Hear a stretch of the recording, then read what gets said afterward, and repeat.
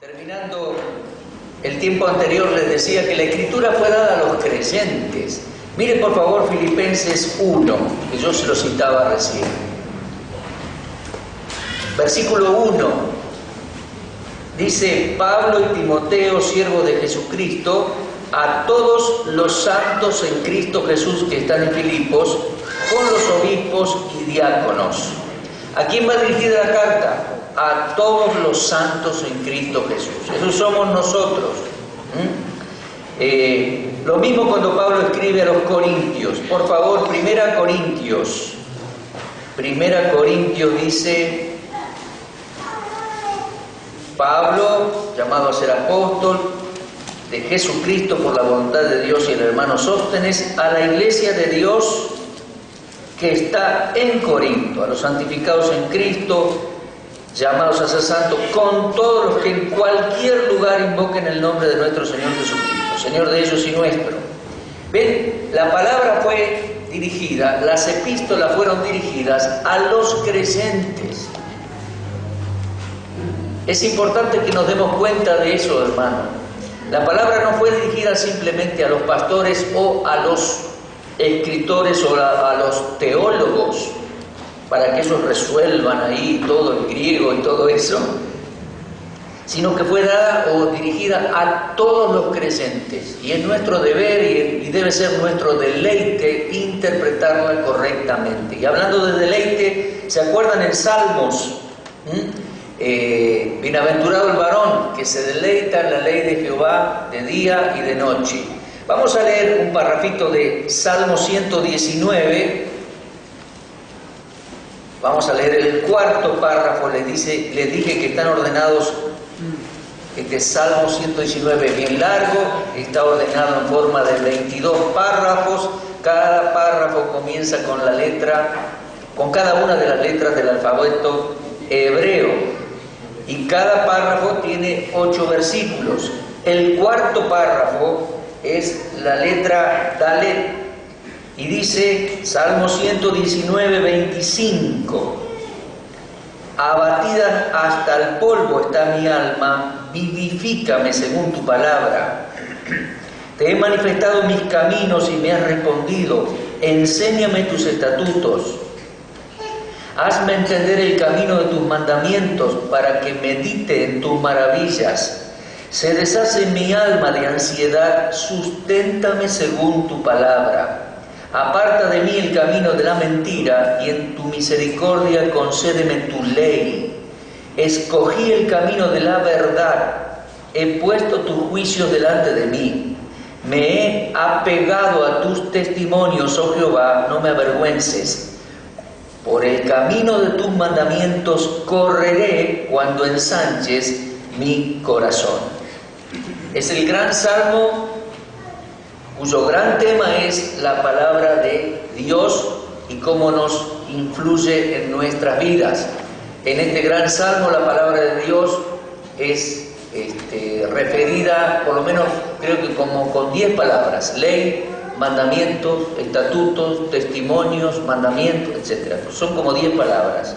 Y el salmista sin duda amaba la palabra del Señor, se deleitaba en ella y la aprendía, la apreciaba y dependía de la palabra cada día para vivir. Que así sea con nosotros, Vamos a considerar algunos pasajes bíblicos que muchas veces se sacan de contexto y vamos a reinterpretarlos en su adecuado contexto. Algunitos hay anotaditos ahí en el apunte, ustedes pueden seguir anotando en el costadito y algunos textos más. Tenemos en la hoja 9, dice en el punto 6, Mateo 24:13. Vamos a Mateo.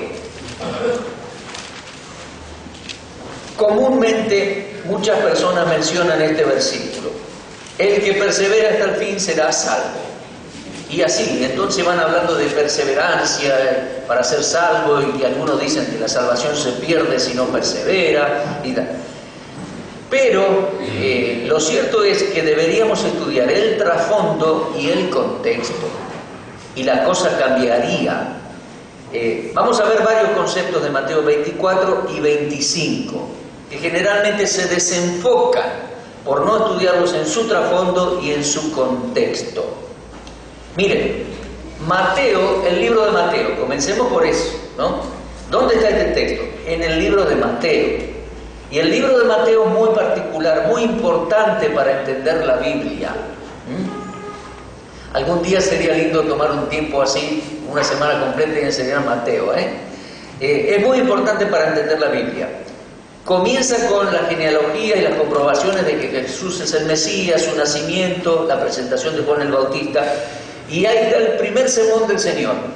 Mateo 5 al 7, el sermón del monte en Galilea, el sermón de la montaña, el de las bienaventuranzas, el sermón donde el Señor manifiesta que Él es el Rey y cómo es su corazón, cómo gobernará, con qué leyes, con qué principios, con qué conceptos, y cómo quiere Él que sus seguidores y los que entrarán en ese reino sean limpios de corazón, etcétera, etcétera, ¿sí? Entonces, ese es un discurso que no tenemos que relacionarlo con este, porque este es otro, el de 24 y 25. Después avanza el libro de Mateo, tenemos otro discurso. Mateo 13, las 7 parábolas del reino. La parábola del sembrador y los 4 terrenos, la parábola del trigo y la cizaña, etcétera, etcétera. 7 parábolas que fueron enseñadas en un momento muy especial. Cuando el Señor fue rechazado en Galilea, entonces les empezó a enseñar a ellos por parábolas, que era lo que venía de ahí en adelante. Ese es otro sermón. Y bueno, llegándose a fines de Mateo, el Señor es rechazado también en Jerusalén y lo van a llevar a la cruz poquitos días después. Ante ese rechazo, el Señor pronuncia un discurso fuerte, muy fuerte, en Mateo 23, en los patios del templo. Mire, fue el discurso, sermón si le quieren llamar, discurso más fuerte del Señor Jesús. No comenzó así, comenzó con las bienaventuranzas. Entonces no hay que mezclar los discursos, no hay que mezclar las parábolas. Otro tema ese de las parábolas, Por ahí aparecen libritos de parábolas o interpretaciones de parábolas todas juntas. No, las parábolas hay que verlas a cada uno en su lugar, en su libro, en su contexto. Bueno, cierro el tema de las parábolas. Mateo 23. El Señor, hermanos, todavía no leemos, pero vamos a ubicarnos. El Señor entra en Jerusalén, Mateo 21. Él entra desde Betania, viene bajando la Cuesta de los Olivos, entra en Jerusalén, acompañado y aclamado por multitudes que lo acompañan desde Betania, donde él había resucitado a Lázaro, y salen a recibirlo, realmente conmueven todo el Jerusalén entrando a los patios del templo, una algarabía, una maravilla. ¿Saben? Él entra el día exacto, él entra el día que ponían aparte los corderos, el 10 de Abib, y por 5 días se observaba los corderos que fuesen sin mancha. Bueno, él por 5 días se expuso como nunca en el ámbito del templo, los patios, para comprobar que él era el cordero sin mancha. Y hasta último momento eso se comprobó, hasta el momento que entregó su espíritu en la cruz. Cuando él entra en Jerusalén, los fariseos y saduceos y sacerdotes y sumos sacerdotes se ofenden, le tienen envidia, le tienen bronca. Para colmo, él entra y les patea todos los negocios que están ahí. Había negocios en el Monte de los Olivos y en los patios del templo. Ahora, no eran negocios de personas comunes que ponían sus kiosquitos. No. Esos eran negocios. ¿Qué negocios? De mesas de cambio de dinero, porque venían judíos de distintas partes del mundo con distintos dineros y ahí cambiaban. Y ellos ponían el valor, ¿no? Estaba el dinero oficial, el dinero blue, no sé cómo era. Pero de hecho se ve que era una injusticia el valor del cambio, ya. Y además se vendían los animales, se vendían los corderos, las palomas, porque los animales para ser sacrificados tenían que tener el sello de aprobación de los sacerdotes. Entonces no podía venir alguien con un animal o traer a alguno de un campo cercano y sacrificarlo o entregarlo para el sacrificio, porque no era así la cosa. Tenían que tener el sello sacerdotal, comprobar que estuviese limpio, sin tachas, sin manchitos. Y esos animales era otro precio. Entonces todo era un negociado muy injusto para la gente. Ahora, no era, como les digo, no eran negociantes comunes, eran personas que estaban bajo el negociado mayor, el dueño del negocio, el dueño del circo, Anás y Caifás. El trasfondo de aquellos días, historiadores de aquellos días, nos dicen que todo eso se llamaban los bazares de los hijos de Anás. Era un gran negocio y un gran abuso de autoridad y, como muchos religiosos y religiones hacen, está el negocio de la religión, el dinero. Eran hombres, Anás y Caifás eran la mafia. Chuck Swindoll, en el comentario del Evangelio de Juan, dice que era como el padrino en Jerusalén, Anás y Caifás. Tenían toda una casta familiar, una casta sacerdotal acomodada, eran muy ricos y todo era muy injusto porque la gente pobre que venía, campesinos, pescadores de Galilea, caminando largas distancias, tenían que dejar sus diezmos y todo eso y además comprar y cambiar y realmente era injusto los valores, era gente pobre y ellos estaban enriquecidos a costillas de ellos. ¿Se dan cuenta? El Señor les patea todo. Primero porque era injusto y segundo porque el último versículo del libro de Zacarías, usted lo tiene por ahí, el último versículo de Zacarías dice que cuando viniese el Mesías y reinase, no iba a haber más mercader en la casa de Jehová. Usted lo puede ver ahí en el último versículo del libro de Zacarías. Así que cuando Él entra y les tira todo, y les patea todo, es más, dice, vosotros habéis hecho de la casa de mi padre cueva de ladrones. Fue subiendo el tono. El Señor ya les había pateado todo ese negociado la primera vez que vino como predicador. Eso figura en Juan 2. Juan capítulo 2. En aquel momento Él dijo, fuera, tiren todo esto, habéis hecho de la casa de mi padre casa de mercado. Pero habían pasado los años, el Señor les vuelve a patear todo, y tal vez se lo pateó en otra oportunidad también, y ya ahí la cosa fue más fuerte. Él dijo, habéis transformado la casa de mi padre en cueva de ladrones.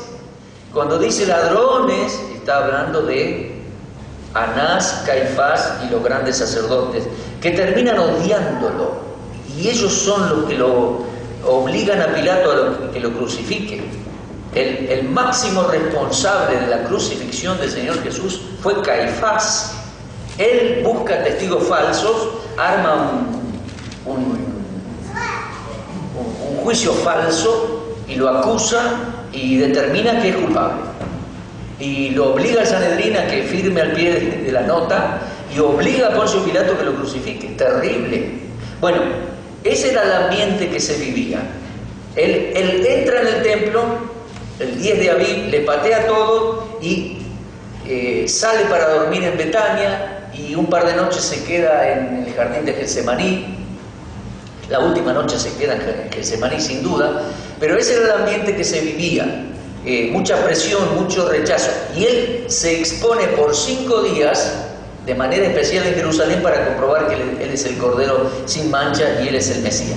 Le hacen preguntas como nunca. Usted puede leer Mateo 21, 22, 21 y 22. Vienen y le preguntan los fariseos, vienen y le preguntan los saduceos. No era para saber, no era como ustedes que me preguntan acá. Era para llevarle la contra, era para cuestionarlo, era para hacerlo caer en un error. Y dale, y le respondió a todos. Es más, le hizo preguntas que ellos no podían responder con el Salmo 110. Y una vez que pasaron las preguntas, creo que este fue el cuarto día, la tarde de la noche que iba a ser la última cena, la tarde o la mañana, él da un fuerte discurso en Mateo 23. Fuertísimo, en los patios del templo se paseaba entre la gente y fíjense, Mateo 23, miren, entonces habló Jesús a la gente y a sus discípulos diciendo, en la cátedra de Moisés se sientan los escribas y los fariseos. Ahí empezó, bien en alta voz. Yo creo que el Señor tenía fuerza en la voz así como tiene Jorge Velasco. En determinado momento cuando se lo proponía podía ser oído por miles. Así que todo lo que ellos digan, guárdenlo, háganlo, mas no hagáis conforme a sus obras, porque ellos dicen y no hacen. Ahí empezó. Debe haber habido un silencio en los patios del templo cuando él estaba hablando a la gente, y los sacerdotes unas ganas de matarlo ahí nomás, pero no lo hicieron por causa de la gente, porque había miles de personas. Y ahí empieza. Versículo 13, por ejemplo. ¡Ay de vosotros, escribas y fariseos hipócritas, porque cerráis el reino de los cielos delante de los hombres, ni entráis vosotros, ni dejáis entrar a los que están entrando! ¡Ay de vosotros, escribas y fariseos hipócritas! Porque devoráis las casas de las viudas y como pretexto hacéis largas oraciones. Por esto recibiréis mayor condenación. ¡Ay de vosotros! Versículo 15. ¡Ay de vosotros! Versículo 16. Guías ciegos, que decís, si alguno jura por el templo no es nada, pero si alguno jura por el oro del templo es deudor. Insensatos y ciegos. Versículo 23. Ay de vosotros, escribas y fariseos hipócritas, porque diezmáis la menta, el eneldo y el comino, y dejar lo más importante de la ley, la justicia, la misericordia y la fe. Versículo 25. Ay de vosotros, escribas. Largo discurso, y bien fuerte. Ya le digo, se debe haber hecho un silencio, y la gente oía como diciendo qué va a pasar, porque en cualquier momento acá explota todo. Y no le hicieron nada a los sacerdotes por causa de la gente, realmente. Versículo 27, 26, fariseos ciegos le dice, capaz que mirando a uno de ellos, o teniéndolo ahí cerca. Fariseos ciegos, limpia primero lo de dentro del brazo y del plato, para que también lo de fuera sea limpio. Ay de vosotros, versículo 27, 29, ay de vosotros, escribas y fariseos hipócritas, porque edificáis los sepulcros de los profetas, etcétera, etcétera. Y después dice, versículo 37, Jerusalén, Jerusalén, que matas a los profetas y apedreas a los que te son enviados. ¿Cuántas veces quise juntar a tus hijos como la gallina junta su pollito debajo de sus alas, y no quisiste? He aquí vuestra casa os es dejada desierta. Os digo que desde ahora no me veréis más, hasta que digáis, bendito el que viene en el nombre del Señor. Y dio media vuelta el Señor y salió del templo. Salía del templo porque dice, capítulo 24 dice, cuando Jesús salió del templo y se iba, se acercaron sus discípulos para mostrarle los edificios del templo, y el Señor les dijo, ¿ves todo esto? De cierto os digo que no quedará aquí piedra sobre piedra que no sea derribada. Y siguieron en camino hacia el monte de los olivos. Es decir, salió por la puerta del este, bajó el torrente del Cedrón y fue hacia el monte de los olivos, y ahí se sentó con los suyos. Es importantísimo para comprender Mateo 24 y 25, por lo menos leamos así y entendamos el trasfondo y el contexto. Es el último discurso, Mateo 23, en los patios del templo del Señor. Fuertísimo. Fue el momento de desenmascararles, reprocharles a esos de la cátedra de Moisés ahí, que enseñaban una ley que ellos no eran capaces de tocar con un dedo. Se la ponían sobre los hombros de la pobre gente empobrecida.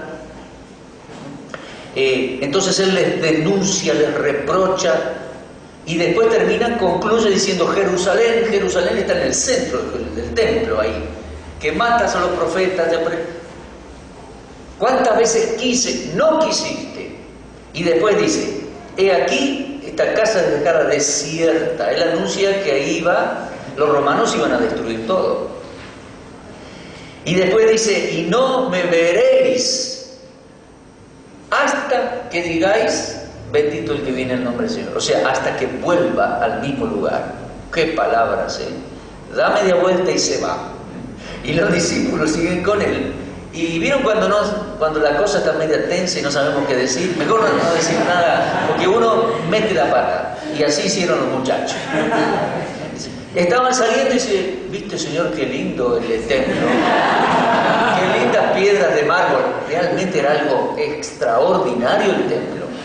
Y el Señor nos mira y dice, acá no va a quedar piedra sobre piedra que no sea removida. Así. Pedro, Juan, mejor muchachos, nos callamos la boca. Y siguieron calladitos, como dicen los cordobeses, siguieron calladitos hasta el Monte de los Olivos y se sentaron ahí. Y ya nadie quería preguntar siquiera, ¿no? Ese es el trasfondo. Él dice, no me veréis hasta el día que vuelva. Y obviamente volver ahí, volver a Jerusalén. Le digo, el Monte de los Olivos está 15 cuadras enfrente, son colinitas chiquitas. Bajó el vallecito del Cedrón, subieron y se sentaron en el Monte de los Olivos. Al estar sentadito en el Monte de los Olivos, se ve enfrente el templo, en aquellos días, hoy no. Se ve el templo y los discípulos comienzan a preguntarle. Versículo 3, Mateo 24, 3. Estando él en el Monte de los Olivos, sentado, los discípulos se le acercaron aparte y le dijeron, Señor, dinos, ¿cuándo serán estas cosas? ¿Y qué señal habrá de tu venida y del fin del siglo o el fin de los tiempos? Mire, tu venida. ¿Cuál venida? Obvio, es la venida a Jerusalén, cuando Él regrese para reinar a Jerusalén. El tema ahí es ese.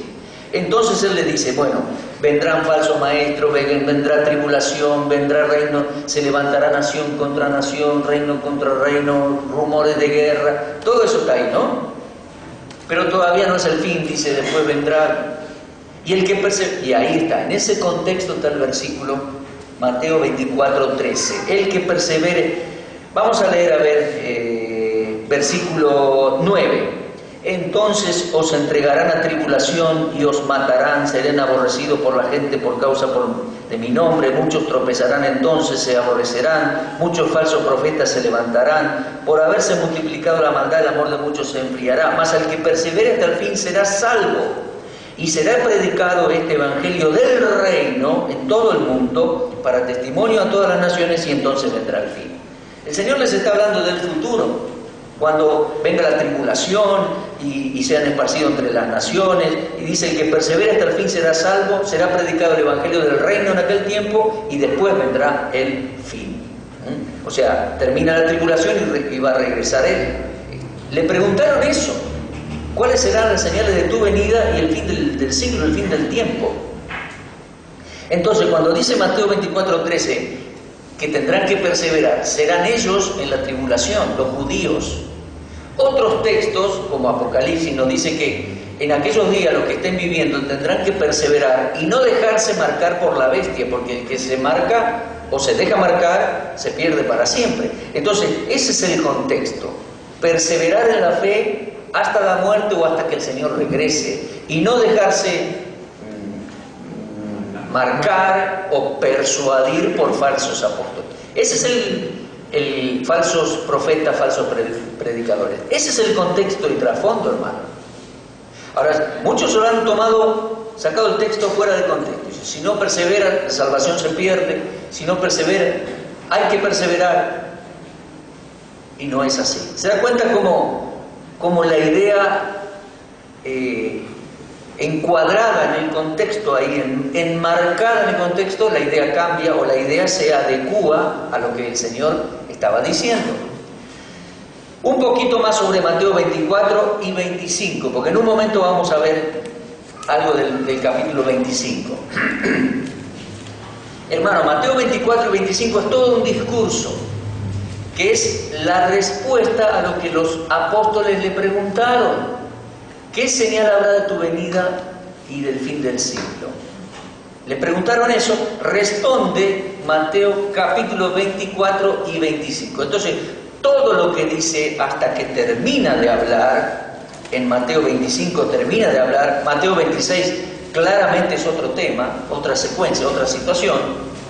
Entonces, Mateo 24 y 25, hasta que termina de hablar, es respuesta a lo que le preguntaron.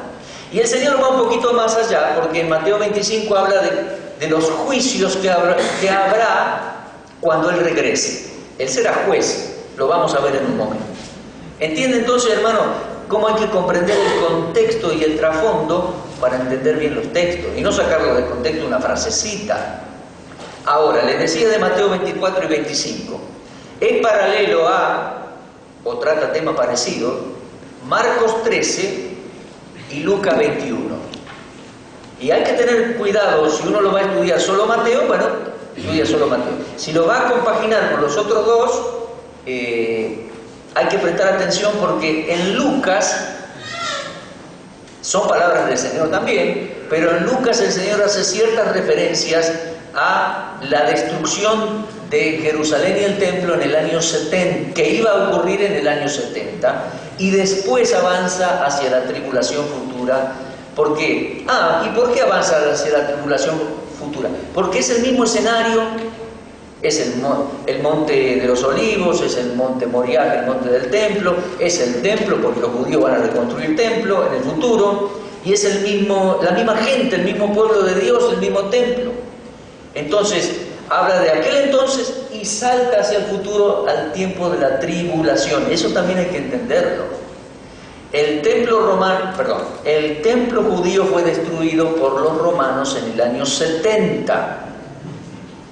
Estamos en el 2013. Los judíos todavía no lo reconstruyeron, pero tienen planes muy avanzados para pronto reconstruirlo. Eso es una señal de que la tribulación se acerca, porque los judíos durante la tribulación, dicen los textos de los profetas y los evangelios y otros textos más, Apocalipsis 11, dice que los judíos van a tener templo en la tribulación. Entonces, este es el contexto de Mateo 24 y 25. A propósito, y ahí vamos a otro parrafito, a propósito, muchas veces se saca de contexto la parábola de Mateo 25, 1 al 13. Mateo 25, 1 al 13. Generalmente se abre la Biblia y se la lee y se predica o se enseña. Mateo 25 dice: entonces el reino de los cielos será semejante a 10 vírgenes que tomando sus lámparas salieron a recibir al esposo. 5 de ellas eran prudentes, 5 insensatas. Las insensatas, tomando sus lámparas, no tomaron consigo aceite, mas las prudentes tomaron aceite en sus vasijas juntamente con sus lámparas. Tardado el esposo, cabecearon todas, se durmieron, y a la medianoche se oyó un clamor: he aquí viene el esposo, salid a recibirle. Las insensatas se quedaron sin aceite. Ustedes conocen la historia, ¿no? Fueron a buscar, versículo 10, mientras ellas iban a buscar, a comprar, vino el esposo, y las que estaban preparadas entraron con él a las bodas, y se cerró la puerta. Bueno, muchas veces he oído aplicar esto a la iglesia, diciendo que viene el Señor, ya a la medianoche, algún himno, algún cántico se refiere a esto también. Pero aquí no habla de la iglesia, hermano, es el mismo trasfondo y discurso de Mateo 24 y 25. Habla del regreso del Señor. Y aquí dice que venga el esposo rey. Y ojo, el esposo viene con la esposa, no es que se casa. Lo digo de otra manera, no es que el esposo se casa con 10, ni tampoco se casa con 5, que entran. No, esas 10, o al fin y al cabo 5 entraron, porque tenían lámparas, tenían antorchas, tenían aceite. Es un cortejo nupcial, no es la esposa, ni las esposas, aclaremos. El esposo tiene una esposa, y en el contexto uno puede estudiar varios textos, y es la esposa del rey, es la iglesia. Pero aquí no aparece, no es mencionada. Pero regresará el esposo al mismo lugar. Y esto tiene que ver con las costumbres judaicas. Nosotros tenemos que leer y estudiar e interpretar, pero ellos sabían muy bien todo. Y les digo más, esta forma de expresión, y que viene el esposo, y que el rey es esposo, y que le acompañan doncellas jovencitas, y las doncellas jovencitas en Israel eran vírgenes, cantando y danzando y con las lámparas, un cortejo nupcial, era una fiesta, entrar a la fiesta, entrar al banquete con el esposo y la esposa. Esto comienza en el Salmo 45, vamos a buscarlo, guarda el lugar en Mateo si quiere allí, vamos a volver, pero vamos al Salmo 45, es un salmo mesiánico que en la otra hora yo se lo mencionaba. Salmo 45, salmo judío, anunciando al Mesías de Israel. Y dice: rebosa mi corazón palabra buena, dirijo al rey mi canto, mi lengua es pluma de escribiente muy ligero. Eres el rey, me dirijo al rey. Eres el más hermoso de los hijos de los hombres, la gracia se derramó en tus labios, por tanto Dios te ha bendecido para siempre. Ciñe tu espada sobre el muslo, oh valiente, con tu gloria y con tu majestad. Está hablando del gran rey. En un momento va a decir que es Elohim y que Dios es el Dios suyo, el Padre, Dios Elohim, y Él es Dios Elohim, el ser humano. Él es el rey, lo está anunciando así. Escrito por David es esto, 1000 años antes de Cristo. Por David, ¿digo bien? No, Magil de los hijos de Coré. Bueno, dejémoslo a eso. Dice versículo 4, en tu gloria sé prosperado, cabalga sobre palabras de verdad, de humildad y de justicia, tu diestra te enseñará cosas terribles, tus saetas agudas con que caerán pueblos debajo de ti penetrarán en el corazón de los enemigos del rey. Está hablando de cuando regrese, será guerrero, peleará, porque él viene para defender a Israel, regresa. Y dice, versículo 6, tu trono, oh Dios, viene hablando del rey, de ese hombre hermoso en su hermosura, pero le dice, tu trono, oh Elohim, es eterno y para siempre. Cetro de justicia es el cetro de tu reino, has amado la justicia, aborrecido la maldad. Por tanto te ungió Elohim, el Elohim tuyo, el Dios tuyo te ungió, el Padre sería, con óleo de alegría más que tus compañeros. Mirra, aloe, casia exhalan tus vestidos, desde los palacios de marfil te recrean, hijas de reyes están entre tus ilustres, está la reina a tu diestra con oro de Ofir. Oye, hija mía, y mira, inclina tu oído, olvida tu pueblo, la casa de tu padre, deseará el rey tu hermosura, inclínate a él porque él es tu Adonai, tu Señor. Ahora mire el versículo 13, toda gloriosa es la hija del rey en su morada, de brocado de oro su vestido, habla de la esposa, me parece, con vestido bordado será llevada al rey, virgen, mire eso, vírgenes irán en pos de ella, compañeras suyas serán traídas a ti, serán traídas con alegría y gozo, entrarán en el palacio del rey. ¿Se da cuenta? Viene desde allá. O sea, Mateo 25, las 10 vírgenes, que 5 entran y 5 se quedan afuera, no es iglesia. Está en todo este trasfondo judaico que comienza con el Salmo 45, que el Mesías es un radiante varón, guerrero, recto, justo, santo, admirable, lleno de la gracia y del poder de Dios, que vencerá a sus enemigos y que viene con la esposa y a la fiesta le acompañan al entrar en el palacio, vírgenes irán en pos de ti con alegría. Esa es la idea. Este es el Salmo 45. Y hay otros textos más que hablan, bueno, no da el tiempo para explicarlo todo, pero creo que la idea nos ilustra bastante, ¿no?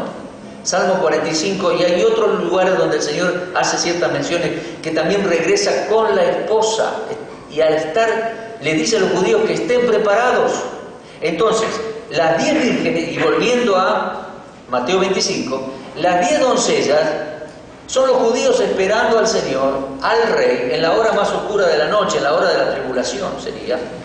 5 no tienen constancia, no tienen aceite, no tienen Espíritu Santo, no están preparadas, quedan exceptuadas, de una u otra manera no van a entrar al reino, no van a entrar al palacio, no van a entrar a la fiesta. 5 están preparadas y entran con el Rey en su regreso al palacio y a la fiesta. Es una parábola que habla de los que entrarán al reino cuando Él regrese. ¿Se da cuenta? Y no tiene nada que ver la iglesia. Bueno, la iglesia es la esposa que por ahí casi ni se menciona. Pero este es el contexto. Ese es el trasfondo. ¿Cuál es el trasfondo?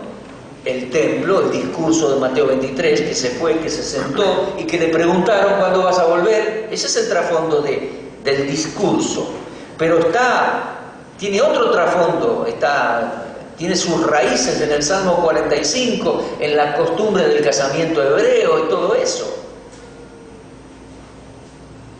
Con Mateo 25, las 10 vírgenes, yo he escuchado cada cosa, que es la iglesia, que 5 van a perder el arrebatamiento y otros 5 van a estar.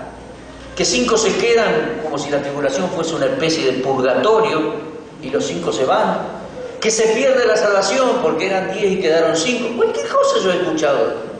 Pero enfocando el contexto y el trasfondo, yo creo que queda todo más enmarcado y queda más claro. Espero que sí, después de mi explicación. ¿Se dan cuenta? Quiero avanzar sobre varios pasajes. Lo mismo sucede un poquito más adelante en capítulo 25, con la famosa parábola de los cabritos, las ovejas y los hermanos más menores y el juicio del Señor. Cuando el Hijo del Hombre venga, dice, mire, Mateo 25, 31, cuando el Hijo del Hombre venga en su gloria, ¿a qué se refiere? ¿Al arrebatamiento? No, en ningún momento habla el Señor de arrebatamiento. Ya le digo, están sentaditos en el Monte de los Olivos, le preguntaron de su regreso a Jerusalén. Él dijo, no me veréis hasta el día que diga, bendito que el nombre del Señor. Entonces, es ese regreso, es esa venida. Entonces, cuando venga, dice, se sentará en su trono, serán reunidos delante de él, versículo 32, las naciones, la palabra griega etnos, todos los seres humanos gentiles van a estar ahí. Gentiles sobrevivientes de la tribulación serían. Y van a ser juzgados por él, de acuerdo a cómo trataron a sus hermanos más pequeños. Mire versículo 40. El rey les dirá, de cierto os digo que en cuanto lo hiciste a uno de estos mis hermanos más pequeños, a mí me lo hiciste. Porque el Señor va a separar dos grandes grupos, los cabritos y las ovejas. A los cabritos les va a recriminar, tuve hambre y no me diste de comer, tuve sed y no me diste agua, tuve preso y no me visitaste. Y le va a decir, ¿pero cuándo? Cuando pues no lo hiciste por mi hermano más pequeño, por mí lo hiciste. Es decir, estos gentiles que habrán escuchado el mensaje de los judíos en la tribulación y no le ayudaron, ni le creyeron, ni nada, serán excluidos. Y las ovejas son los que durante la tribulación escucharon a los 144.000, escucharon a los judíos y le creyeron el mensaje, incluso les ayudaron en sus dificultades, porque la van a pasar mal en la tribulación. Les dieron agua de comer, le visitaron en la cárcel. Dice, cuando lo hicieron por uno de mis hermanos más pequeñitos, lo hicieron por mí. Y no es salvación por obras, es porque le creyeron a ellos. Y mire cómo termina. A los de la derecha, a los cabritos le dicen, malditos de mi padre, fuera al fuego, malditos. Y a los de las ovejas le dicen, benditos de mi padre, heredad del reino. ¿Por qué habla así el Señor? Parece fuerte el lenguaje, malditos. ¿Por qué? Porque incluso tiene que ver con las promesas hechas a Abraham. Maldeciré a los que te maldigan y bendeciré a los que te bendigan. Y entrarán a la tierra prometida, entrarán en el reino prometido a Abraham, su descendencia y al rey David. ¿Se dan cuenta? De los gentiles. Ese es el marco de la parábola. Ahora, yo he visto gente que enseña salvación por obras. Yo he visto esa famosa colecta católica anual, la colecta más por menos. Una buena colecta para ayudar a los pobres, todo bien. Pero yo veo que a veces usan unos cartelones y ponen ese versículo, porque tuve hambre y me diste de comer, tuve y me diste de beber, y van comunicando salvación por obras. Yo fui católico 18 años, desde mi niñez, ¿se dan cuenta? Y es como enseñan, ¿cómo decirlo? Lo dicen de tal manera que parece que el pasaje enseña salvación por obras. Si le das de comer, si le das de beber, si visitas a los que están en la cárcel, te salvás. Y no es así. Hay que enmarcarlo en el contexto, en el trasfondo del mensaje. Dentro de Mateo 24 y 25, dentro de Mateo, y en ese trasfondo, en ese lugar, Jerusalén, y hablando de su regreso a ese mismo lugar. ¿Comprenden? Texto fuera de contexto. Nosotros debemos interpretarlo bien. Bien, ¿alguno más? A ver, algún texto más antes de irnos al receso. Ezequiel 37. Ezequiel 37. Tremenda profecía de Ezequiel, gran libro de Ezequiel. Allí Ezequiel ve un valle de huesos secos. ¿Ah? ¿Se acuerdan de esto? ¿Lo leyeron alguna vez todos? Vamos a ver, Ezequiel 37. La mano de Jehová vino sobre mí y me llevó en el espíritu de Jehová y me puso en medio de un valle que estaba lleno de huesos y me hizo pasar delante de ellos en todo alrededor, y aquí que eran muchísimos sobre la faz del campo y por cierto secos en gran manera. Y me dijo: hijo de hombre, ¿vivirán estos huesos? Y dije: Señor Jehová, tú lo sabes. Me dijo entonces: profetiza a estos huesos y diles: huesos secos, oigan la palabra de Jehová. Así ha dicho Jehová el Señor a estos huesos: he aquí, yo hago entrar en espíritu en vosotros y viviréis. Pondré tendones, subiréis sobre vosotros carne, oscuridad de piel. Pondré en vosotros espíritus y viviréis, y sabréis que yo soy Jehová. Un proceso de volver a hacer revivir estos huesos.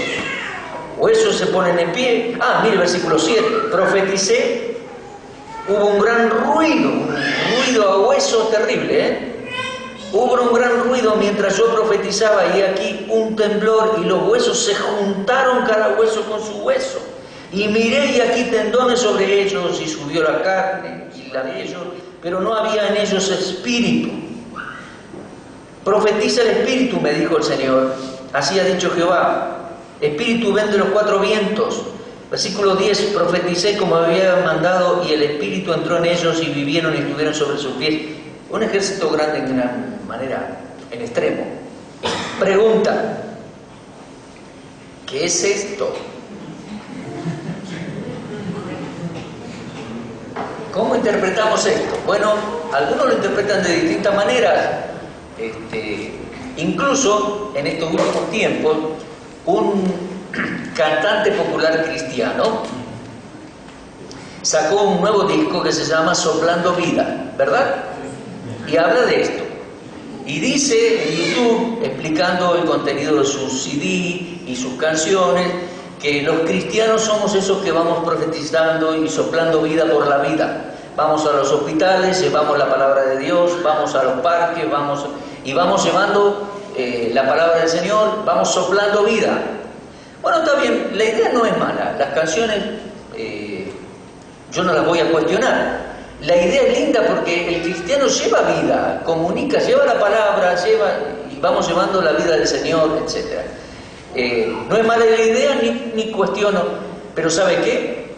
No es la interpretación del texto. No es la interpretación, es una aplicación.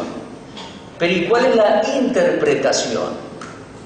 Bueno, deberíamos seguir leyendo. Mire, versículo 11.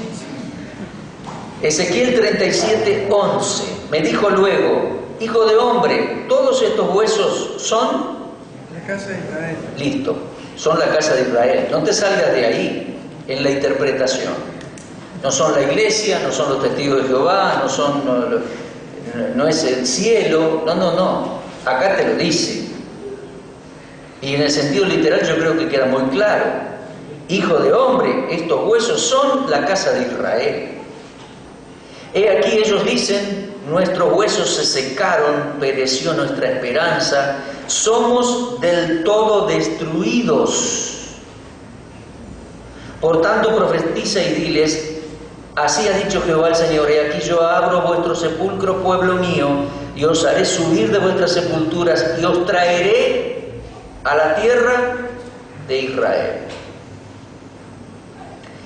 Ese es el concepto, ese es el valle de huesos secos, es la nación de Israel. Y Dios dice que lo va a levantar y restaurar y traer de nuevo a la tierra de Israel.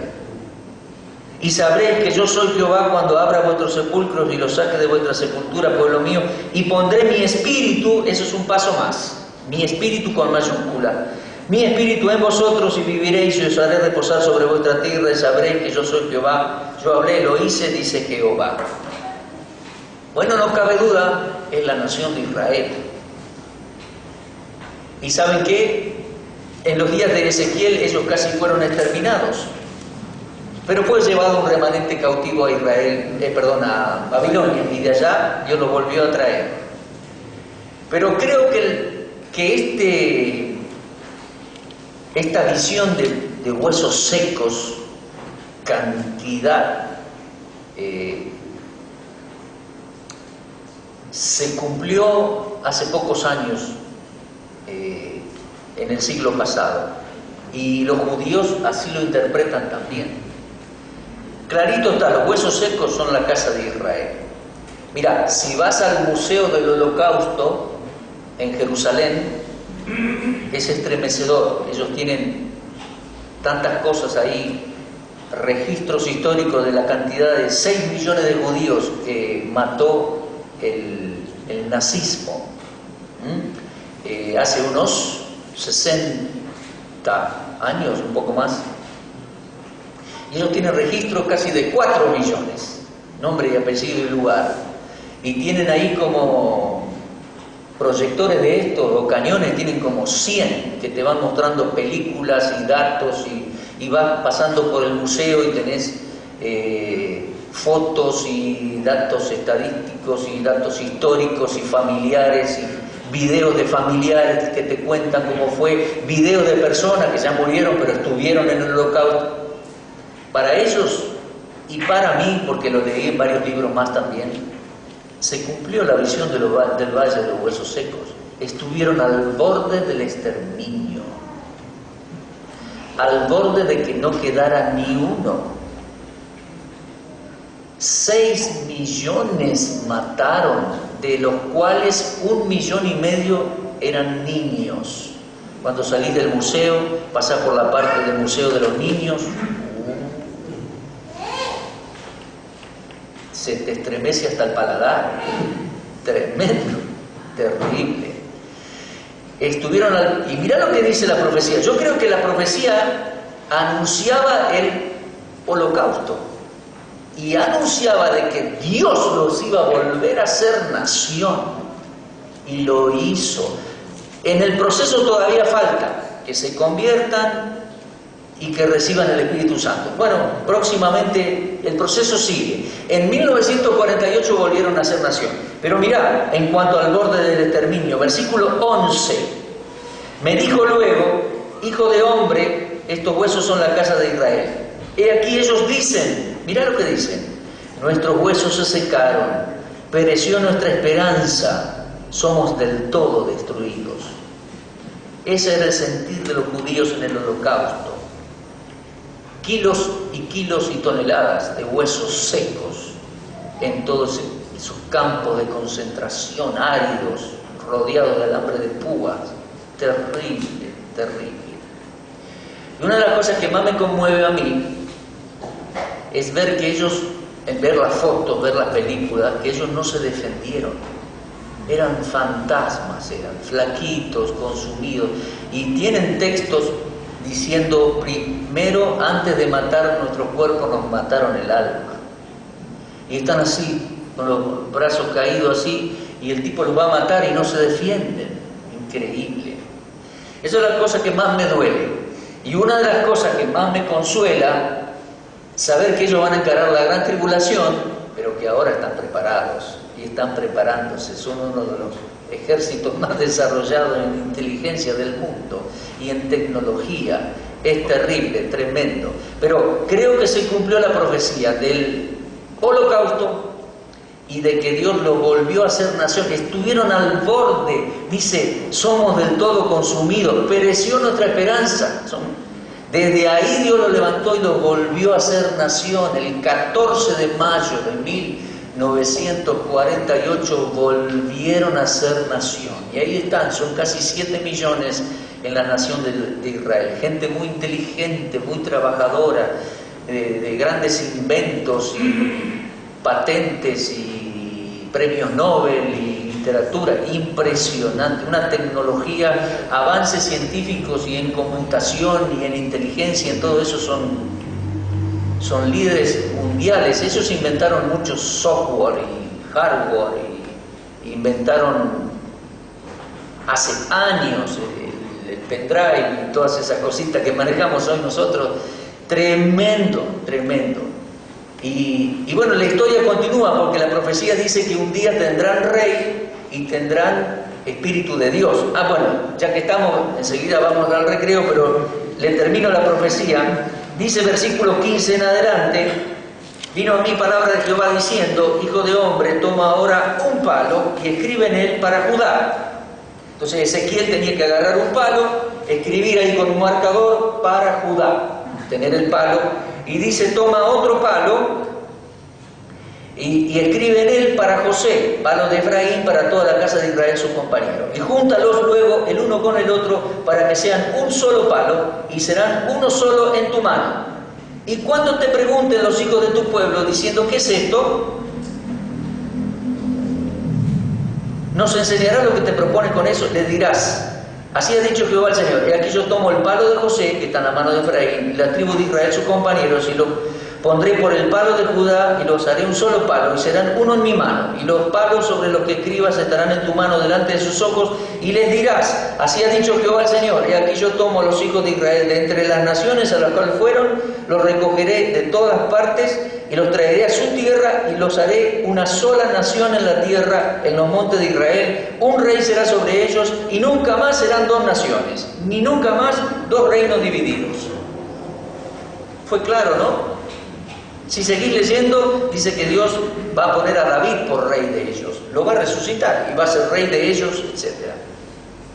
¿Viste lo de los palos? Un palo puso para Judá y su gente, y el otro para Efraín, para José. Los levantó en alto así y los unió. ¿Y qué era lo que se pretendía comunicar? ¿Qué era? Que cuando, en el futuro, cuando venga el Mesías, evidentemente, y reine David sobre él, serán una sola nación, y no ya dos reinos, no ya dos reinos divididos como lo fueron anteriormente. ¿Está clarito, no? Sin embargo, los mormones toman este texto de los dos palos, ¿y sabe qué dicen?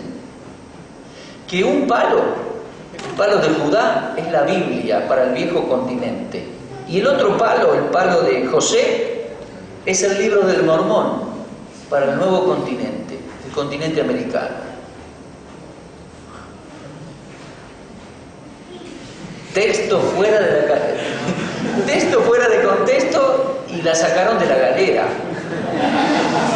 Pero eso es el fundamento de lo que ellos dicen.